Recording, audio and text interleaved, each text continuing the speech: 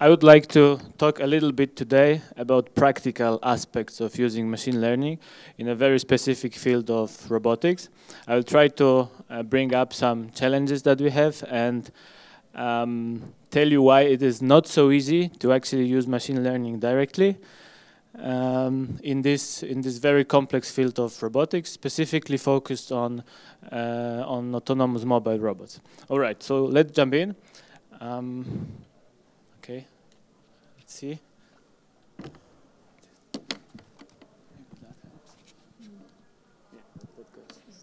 Yeah, it's okay. Thank you.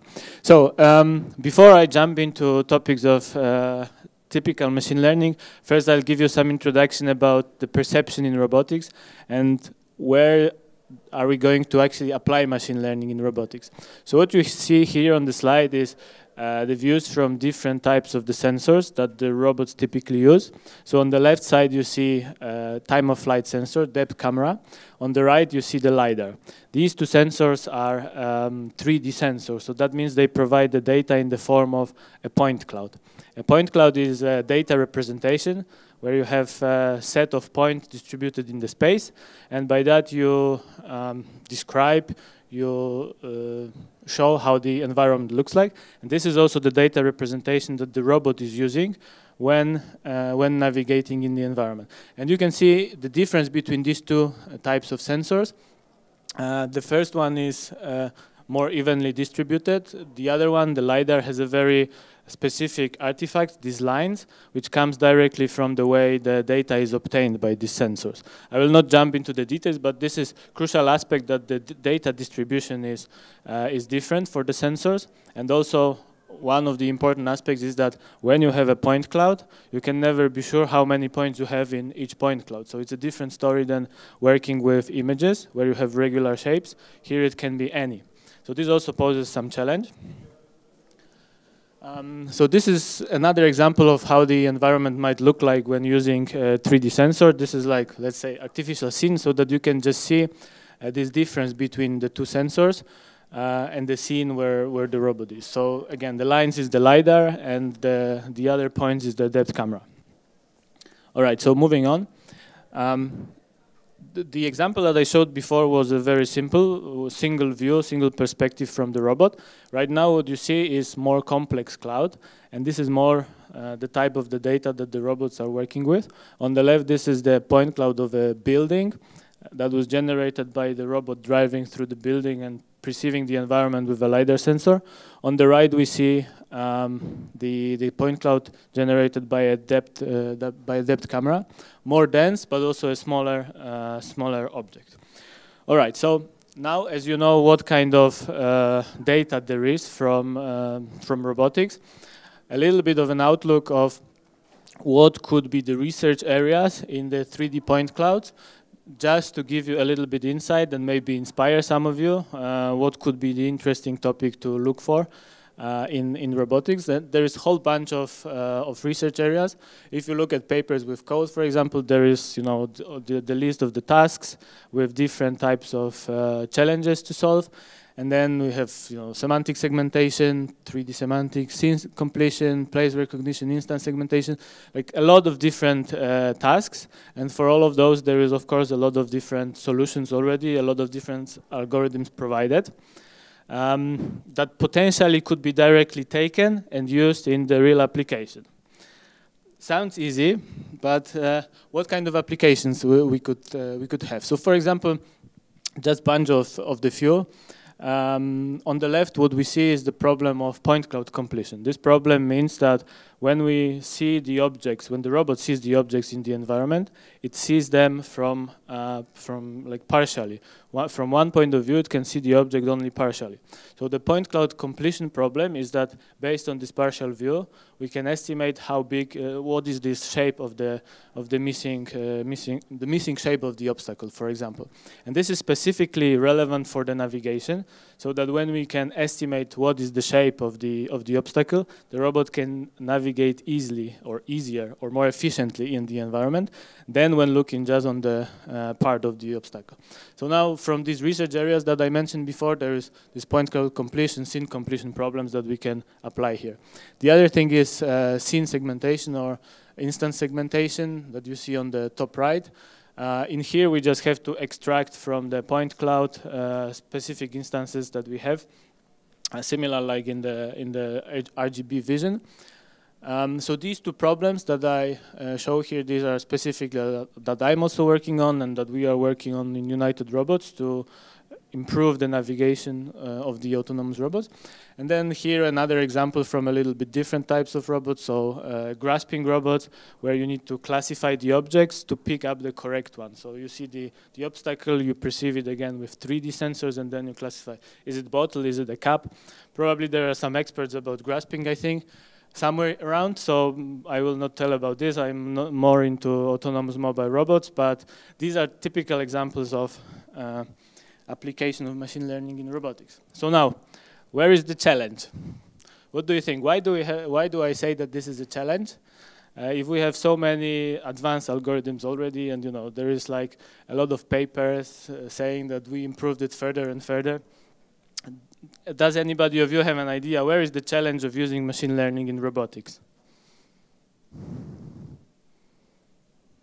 All right, so it seems that this must be a really big challenge if nobody is answering. And I'll try to explain it a little bit further. So first thing is that the point cloud data is very large. It's a very vast source of data when we take them from the LiDAR, for example, or even from the depth cameras. And then annotating this data is very time consuming. There is not that many, or actually there is just beginnings of automatic annotators. So the manual annotation is very time consuming. I'm just showing two examples of tools for annotation. One is open source, the other is proprietary. And now to give you a little bit of intuition, what does it mean, time consuming?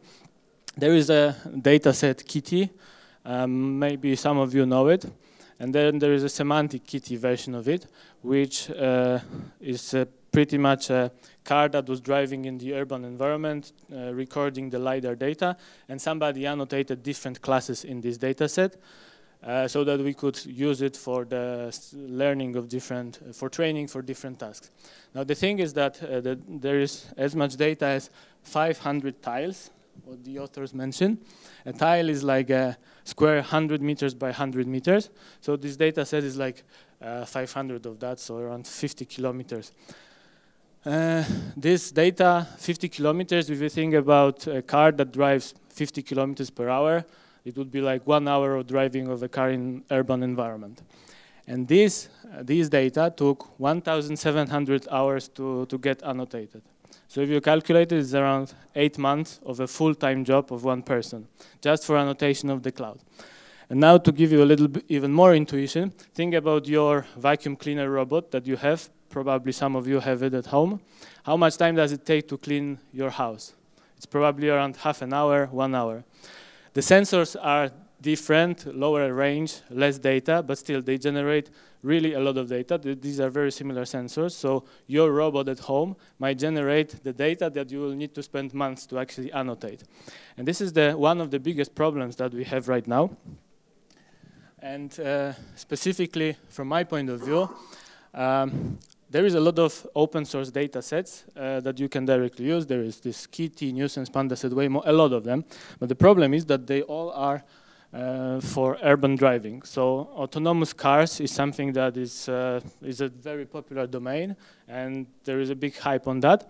But there are other domains as well, especially where, for example, I come from. We are working with the robots that are applied in industrial environments, different types of industry, shopping malls, warehouses, some production plants, and so on. And for these types of applications, there is no data sets pretty much. So there is nothing that we can directly use out of the box. So now if you want to train the data for these three environments, this will be 3 times the annotation time that we had for autonomous driving. So this is the starting point where we where we started with the research in ML in our company. And now, because it's so time consuming, we try to reformulate this problem from a different perspective.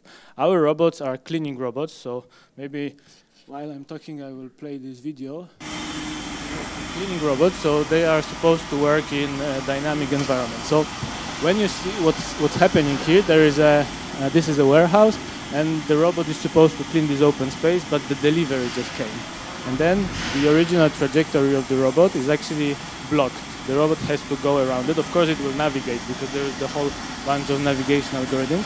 But the thing is that if the robot knew these obstacles up front, or if it could estimate the shape of it, it would not do all these motions that we see over here, trying to go around the obstacles. Of course, the problem is more complex. It comes down also to the different planning algorithm, different navigation and so on. But nevertheless, having the perception of what exactly are these obstacles would be very helpful. And then on the right-hand side, you can see these are 2 different days in the parking area in one of the shopping malls in Warsaw. As you can see, on 2 different days, the configuration of the cars on the map changes.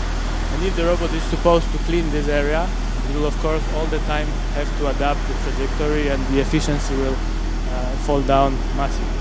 So this is the problem. And now I would like to talk a little bit about how we try to tackle it. This is the work in progress. And I would also like to mention why this is actually a challenge right now by using the example. So in the following slides, I will talk a little bit about the segmentation problem, scene segmentation problem, where we want to extract specific instances from the scene and generate the data for it. So for all the experiments that I will tell you about right now, we were using SphereFormer, which is like a recent network for segmentation of the point cloud. It's pretty much a transformer applied to 3D point clouds, with this exception that it's using the radial window instead of cubic window for partition of the point cloud. This makes it more relevant for LiDAR data that is actually, well, having the coordinates in that way. So I will not jump into the details right now, but we use this network for the experiments, and the problem we try to solve is this. Like, we try to segment out car instances from LiDAR scans, and the problem is a binary segmentation, so getting cars out of the scene and segmenting cars and everything else. And what we also assume is that we have no ground truth for the training. So that means the data that comes from the robot is not annotated in any way. We just wanted to use some other data sets, because if you imagine other environments like warehouse, shopping mall, and so on, you would not have that data annotated. So we were trying to see if this is possible actually to get it without. So I will now describe a couple of approaches. So the first one is we directly use the open source data, right? This is the thing that you would do typically when you start with the research. So we use PandaSet and Kitty, and these are the results on segmentation of cars. So I will not jump into all the details, but what I wanted to point out is pretty much they are working pretty similar on each other. And also on our data set, it's pretty good, apart from the Kitty, which has a very bad IOU compared to the PandaSet. So this was the first results, but also suggests already that using the open source data would help, or annotated data from a different environment would help, but you need to have it. So this is not so straightforward. There is also another aspect that you need to look into when you are working with the LiDAR. The LiDAR is a sensor that has beams of lasers that turn around and scan the environment. And depending on the LiDAR, you have different number of beams. So sometimes you have 64, sometimes you have 16. In our robot, we have 16, but all the open source data sets were 64. So we needed to bring it to the same data set, or we wanted to bring it to the same distribution so that we can compare it. We did some projection of these beams to obtain 16 beams, but as a result, you can see that from the PandaSet point of view, it doesn't help that much. From the Kitty, it improves the behavior. So again, depending on the data set, either it helps or doesn't. It doesn't make it any easier, as you can see, but still we are trying to go to the initial target that we don't have the data set available. So with open source it's fine, but if we don't have it, then it's not so good. So the next step to that was, how about just generating artificial scenes based on the data that we have? So the approach was like, we used the, let's say, background point clouds from the robot, so what the robot seen in empty environment, and then put instances of the objects in random positions. Objects in this case were cars. And then we tested it in our environment, and as you can see that in the process kitty, process kitty, that was the one before, and enhanced kitty is the one where we put the instances of the cars in existing clouds already. And as you can see, in terms of kitty it helps, but in terms of our data it doesn't help. The instances that we put in, these were from pandaset.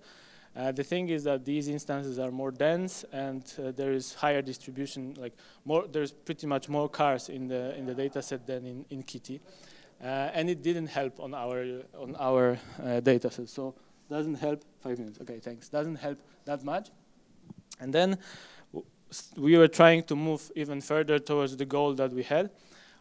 Please remember that we still assume we don't have the training data. We need to generate it somehow.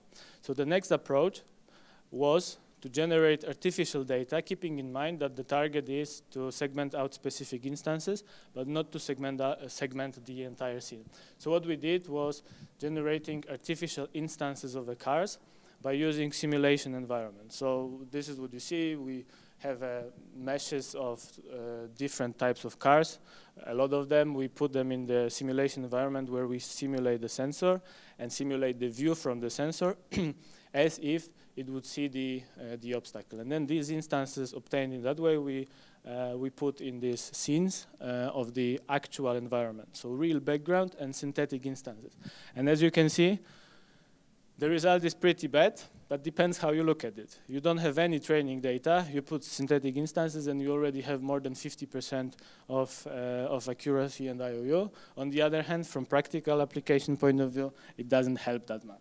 So then, the last step that we did was trying to do some augmentation, which is pretty much the step that you would do, right? So you have a data set, and then you do some augmentation. So we added extra noise to the point clouds. We added dropout to the point clouds, so that simulating, more real environments, and did some shifts of up and down, left and right of the point clouds. This is something that for me was counterintuitive, that we actually pretty much moved the point cloud in the reference frame, the original reference frame, to actually augment it. And then it turned out that just with noise, we had better result, and then with full augmentation, even better result. But still, this is what we managed to achieve with the synthetic augmentation, with the synthetic data set and augmentation, but it's still not that good. And now this is actually the limit that we could achieve using the synthetic approach and without having any extra knowledge about the environment. And then this is actually still an open point from robotics point of view. And I just wanted to briefly mention one of the interesting approaches that appeared recently. There was a paper, LiDAR sim, where they generated the artificial environment and generated a real environment that mirrors this artificial one using the data recorded in different scenes. And they looked into the topics like incident angle, so from which angle the robot sees the obstacle. They looked at the intensity, they looked at the lighting condition and so on, and by that simulated the noise of the LiDAR. So created the simulated environment, but actually having the knowledge about the real conditions, not only the shape of the point clouds. And that is one of the important aspects, that if we want to model point clouds, real point clouds, we would need to actually have a knowledge about lighting condition and all the stuff that is happening in the environment that is not only related to the sensor. They achieved actually quite good results, but this is quite troublesome for any small organization that wants to use that for different environments, because they spend also a lot of time to actually generate this data. So, to wrap up, what I wanted to say, to deliver my message, is that well, there is a lot of advanced algorithms right now for perception, 3D perception, processing point clouds, really a lot of them, and every paper is just improving 1% the other one, And it's progressively getting better. But the thing is that you cannot directly apply this thing to the robotics because we don't have sufficient training data. And for any small organization, any new environment, we just don't have the data. So there is a gap. You cannot use these algorithms at all unless you spend a lot of time tagging the data and preparing the training data set to actually use it. So this is, of course, prohibitively time-consuming. It takes a couple of months to actually tag the data for a specific environment. Then each building where the robot should work would be like, you need an army of annotators to actually do that. So the real challenge, actually, right now, is how to generate the training data for the point clouds, the type of the data that is really big, and it has a very, a lot of features that we need to take into account to actually annotate it. All right, so that was the message that I wanted to deliver. Maybe somebody gets inspired by that. Thanks for the attention, and I'm open for questions.